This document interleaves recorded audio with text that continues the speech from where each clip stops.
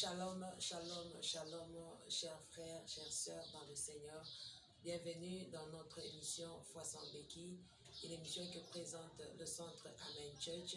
Nous avons la joie d'avoir encore l'honneur de recevoir l'homme de Dieu, plein de grâce, plein d'onction, plein de faveur de Dieu, l'apôtre Shekinah sur ce plateau avec nous.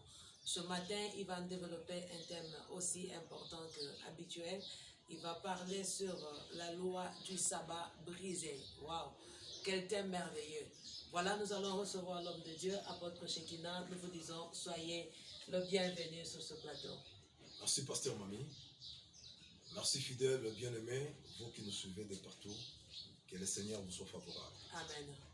Homme de Dieu, ce n'est pas selon ma compréhension ou selon la compréhension du peuple de Dieu qui attend entendre un thème très important, très intéressant que vous avez dénommé. Qu'entendez-vous par la loi du sabbat brisé? Merci une fois de plus, pasteur Mami. Amen. Je vous inviterai à lire pour nous l'évangile selon Marc, chapitre 22, le verset 23 et le verset 28. Marc chapitre 2, versets 23 et 28, nous lisons au nom de Jésus-Christ. Il arriva un jour de sabbat que Jésus traversa des champs de blé. Ses disciples, chemin faisant, se mit à arracher des épis. Et le verset 28 dit ceci. Le sabbat a été fait pour l'homme et non l'homme pour le sabbat, de sorte que le Fils de l'homme est maître même du sabbat. Amen. Que Dieu soit béni. Amen. La loi du sabbat brisée. La Bible nous montre une image importante. Qu'un jour de sabbat, Jésus-Christ était en train de traverser le champ de blé ensemble avec ses disciples. Je voulais revenir un tout petit peu pour expliquer c'est quoi le sabbat. Dans l'Ancien Testament, le sabbat était le 4e loi que Dieu avait donnée à Moïse. Et le non-respect de cette loi, si je peux le dire, était tellement condamnable, à tel point les enfants d'Israël les respectaient d'une manière scrupuleuse le jour du sabbat. Amen. La Bible dit le jour du sabbat, personne ne pouvait travailler. Ils respectaient le sabbat. Mais excellent enfant de Dieu, laissez-moi vous dire une chose. L'Ancien Testament n'est que l'ombre des choses à venir. Amen. Vous savez, si vous voyez l'ombre de quelqu'un, cela veut dire que la personne elle-même n'est pas loin. Yes. Mon peuple est détruit, mon peuple périt, faute de connaissances. Amen. Il y a beaucoup de personnes qui ne comprennent pas encore ces choses jusqu'à présent. Alors, je reviens dans ce texte que nous venons de lire. Il faisait route ensemble avec ses disciples. La Bible dit, il traversait le champ de blé. Du coup, ses disciples ont commencé à arracher les épis. Et voilà que les pharisiens qui constataient cet acte-là, ils lui ont trouvé un imposteur. Les pharisiens ont commencé à lapider Jésus, à condamner cet acte. Disons, si réellement il était le Fils de Dieu tel qu'il est dit, il ne pouvait pas permettre à ses disciples de pouvoir arracher les épis le jour du sabbat. Amen. Je voulais parler à quelqu'un aujourd'hui. Peut-être les pharisiens de temps moderne sont en train aussi de te condamner. Quand ils te voient, quand ils t'observent, ta façon de parler, ta façon de faire, ils ne font que te condamner. Jésus-Christ a dit, je suis le maître du sabbat. Le verset 28. Écoutez bien aimés dans le Seigneur. Il y a beaucoup de miracles que Jésus-Christ a opérés. Il a opéré le jour du sabbat. Amen. Dans le Nouveau Testament, Christ est le maître du sabbat. Yes. Dans la Nouvelle Alliance, Christ est le patron du sabbat. Le sabbat qui était une loi ne pourra plus encore peser sur toi parce que tu as reçu Jésus-Christ dans ta vie comme ton Seigneur et ton Sauveur. Alléluia. La Bible dit qu'il n'y a plus de condamnation condamnation pour ceux-là qui sont en Christ. Oh, yes. Ma sœur ne te condamne pas. Mon frère ne te condamne pas. Regarde, le Dieu de la Bible, c'est un Dieu d'amour. Lui qui a accompli toutes choses. Vous n'avez jamais vu que Jésus-Christ a pardonné les brigands à la croix. Cet homme que les gens ont déjà condamné. Mais regarde, Christ l'a mystifié. Oh, je dis à quelqu'un, toi qui es en prison, tu m'écoutes, tu as été condamné. Mais je déclare sur toi, le verdict final ce matin vient de tomber. Jésus-Christ t'a libéré. Alléluia. Tu y es affranchi. Yes. Il n'y a pas de formule, il n'y a pas de gymnastique à faire. Crois seulement au nom de Jésus-Christ.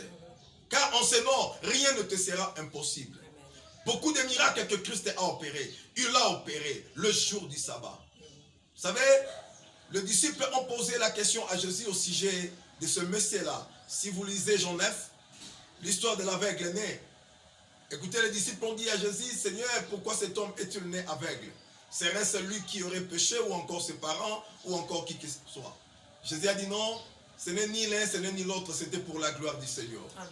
Mais vous savez que ce miracle-là a été opéré le jour du sabbat.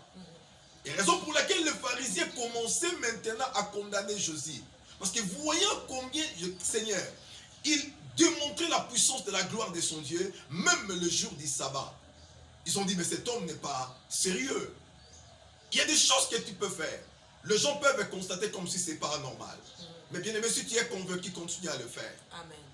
Vous savez, généralement, les gens qui ont la grâce de Dieu, les gens qui sont conduits par l'Esprit de Dieu, ils ne sont pas compris par les autres. Yes. Ne cherche pas que les gens puissent te comprendre. Fais ce que Dieu te demande de faire. Jésus-Christ a guéri cet homme aveugle le jour du sabbat. Amen.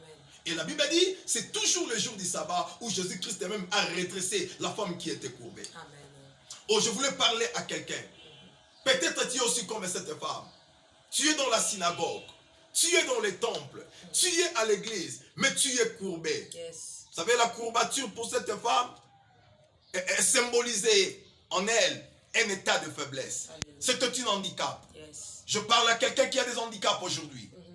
Peut-être l'handicap, depuis que tu es entré au mariage, tu n'as pas d'enfant. Ton handicap peut être tel que tu es là. On te taxe de sorcier, on te taxe de méchant, de mauvais. Bien-aimés dans le Seigneur, nous avons des handicaps d'une manière ou d'une autre. Mais je voulais dire à quelqu'un que Jésus-Christ est le patron du sabbat. Alléluia. Cet homme-là a reçu la grâce de Dieu. Cette dame a bénéficié de la grâce de Dieu le jour du sabbat. Oh, laissez-moi te dire, il n'y a aucune loi qui pourra te retenir. Je suis en train de parler à quelqu'un. La loi de ta famille a bloqué tout le monde. Vous tous, vous avez étudié, mais vous n'avez pas d'emploi. Je dis que cette loi est brisée dans ta vie. Toi, tu vas travailler au nom de Jésus-Christ. Amen. Je voulais entendre quelqu'un dire avec moi, la loi est brisée. La loi est brisée. Et que tu dises encore, la loi est cassée. La loi est cassée. Est-ce que je peux t'entendre dire, la loi est bouleversée? La loi est bouleversée. Est-ce que tu peux dire encore, il n'y a plus de loi? Il n'y a plus de loi. Bien aimé, il n'y a plus de loi dans ta vie. Alléluia. Peu importe le loi que l'ennemi a placé devant toi. Yes. Je dis ce matin, au nom de Jésus-Christ, Au nom de Jésus. toutes ces lois doivent être brisées, cassées, Yes. déracinées. Amen. La Bible dit, tout ce que le Père n'a pas semé sera déraciné et jeté dans le feu. Amen. Yes. Oh, dans ta famille, il y a une loi. Le premier-né ne dépasse pas 40 ans. Oui, dans ta famille, il y a une loi.